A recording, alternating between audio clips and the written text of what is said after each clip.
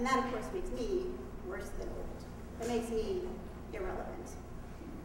Sometime last year, I was informed that I was too old to use the word dude in public, even ironically. Never mind that this only made me more likely to show up at after-school pickup saying, "Dude, how was your day?" The point had been made. I was embarrassing. I remember my mom being embarrassing. Of course, my mom was embarrassing. She was crazy. She would dig around in her purse for something and spare underwear would fall out.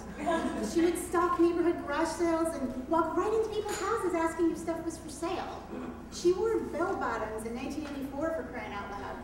That was embarrassing. But me, I'm cool. I'm awesome, right? Wrong. There was a time when I was cool with them, when the things that actually mattered, when the kids not only thought of me as somebody worthy of their admiration, but weren't even embarrassed to admit to it in public. But now, it's increasingly apparent that I'm super incompetent, totally embarrassing, and totally out of it. Does anyone even say out of it anymore? Point taken. When someone asks them what I do, they don't say, "Oh, she's a best-selling author." They don't even say she's a writer. They say, and I'm not making this up, "Oh, she just reads stuff on the internet all day." Which, okay, you know, it's called research. It's pre-writing, and I don't do it all day. They become skeptical of my expertise, writing entire research papers without once asking me for advice about footnotes or bibliography or grammar, hand-waving me through a story about PE saying, "It's football, Mommy, you wouldn't understand." Hearing me chuckle at her use of the word lol to express her dry amusement.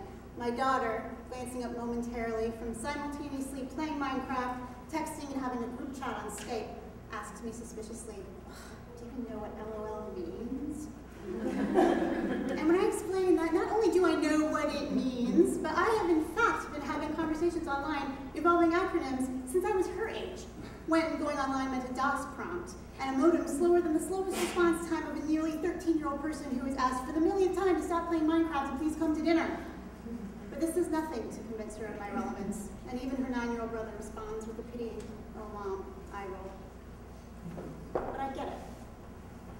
Growing up is daunting. Becoming competent is daunting.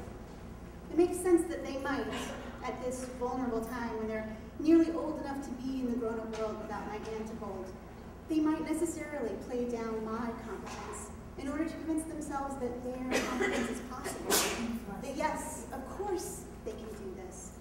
Of course they can master this scary, fast-changing world. I mean, come on, if their mom can do it, how hard can it be? In lots of ways, my job now is the same as it was when they were young. To watch and wait, to stand back, to offer my hand knowing they may very well not take it. To be there to help without judgment when eventually they realize that writing, "I looked on Google," does not pass for bibliography in the 7th grade. To say without laughing even lovingly, "Oh, I think you mean intersection." Intersection, that's the football word. Intersection is what happens to a line in math or to streets that cross each other. To not take it personally as they take these steps toward real independence. Because they are at a crossroads, finally beginning to intersect with their own emerging versions of their grown-up selves. And I remember all too clearly what that was like. The yearning to be some already formed version of who I was supposed to be. Past any time when there could be terrifying questions of how I was supposed to get there or what might happen if it all turned out differently than I'd hoped. So at dinner time, when my attempt at a joke is met with a stony glare from the 12-year-old, and the 9-year-old signals his wry disapproval by pronouncing the internet acronym ROFL with a deadpan sigh of "Raffle." I just have to smile, partly because I know that this is important, and mostly because my husband is there asking quite genuinely, "What the heck is Raffle?"